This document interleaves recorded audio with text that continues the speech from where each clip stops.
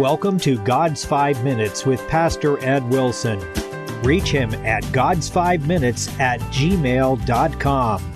Now, here's Ed Wilson with God's 5 Minutes. Hello, friends. 2 Samuel 13:15 tells of King David's son Amnon. Now I fell in love with Tamar, his beautiful half-sister. The story that follows presents a graphic and telling description of so much of the wrong that still acts in our society today. Because both lived in the king's court and were restricted by rules governing royalty, they had occasion to see each other fairly frequently, but there were obstacles to their having a typical courtship. Amnon was so smitten he became physically ill from longing for the charms of Tamar and was prepared to do almost anything to be with her. So he hatched a scheme with his servants to get her alone and defenseless. 2 Samuel 13, being stronger than she, he forced her and lay with her. Then Amnon hated her exceedingly, so that the hatred wherewith he hated her was greater than the love wherewith he had loved her.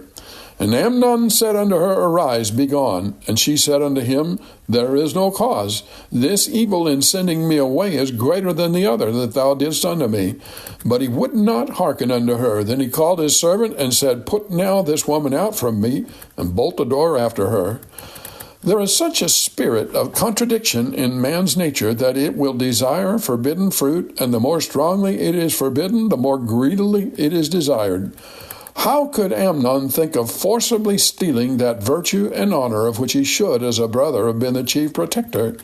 His longing for an illegal relationship was no joy to him. It made him sick. An innocent relationship with her was apparently available to him, but he would have the sweetness of the secret passion.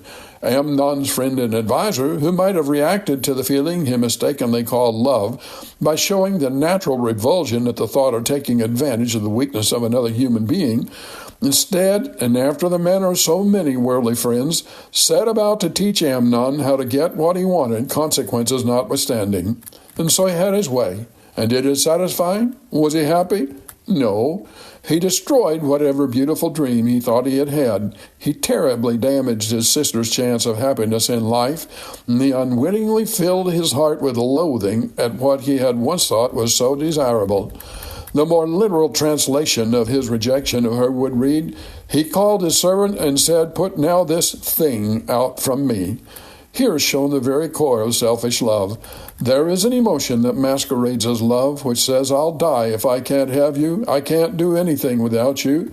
Many a girl has been flattered by her beau being thus infatuated with her. But the truth is, this is a selfish and controlling emotion. Far better is a love that says, I long for you greatly, but I had rather go on longing for you all my life than that any part of me should cause one moment of trouble to you. A love that presses a maiden to surrender her virtue outside the appropriate commitments has the potential to give her mate exactly the sick feeling Amnon had to Tamar. He was sickened and filled with revulsion at himself for having so denied his own manhood. There is something he had violated which God put in him that is meant to make him treasure and shield the means by which new life comes into this world, as well as the beauty and purity of womanhood. Offended conscience stabs its sharpest assault upon his spirit. And that vile passion can transfer in the blink of an eye to the person with whom his lust was consummated. Tamar's innocence in the encounter meant nothing at all to Amnon's despising of her. Neither her behavior nor her feelings nor anything else at all that she had could move him one iota from the beastly wickedness of his vile, defiled heart. Perhaps here is contained the mystery of why so often women of the night become hated murder victims, even to their former clients. The simple reality is that sin against family is a very hurtful thing, and there are few who practice it who can escape its consequences. This man was a prince, but his wrong cost him his life, dishonored his father and his sister, contributed to the death of his brother. Have you talked to God today? You have been listening to God's 5 Minutes with Pastor Ed Wilson.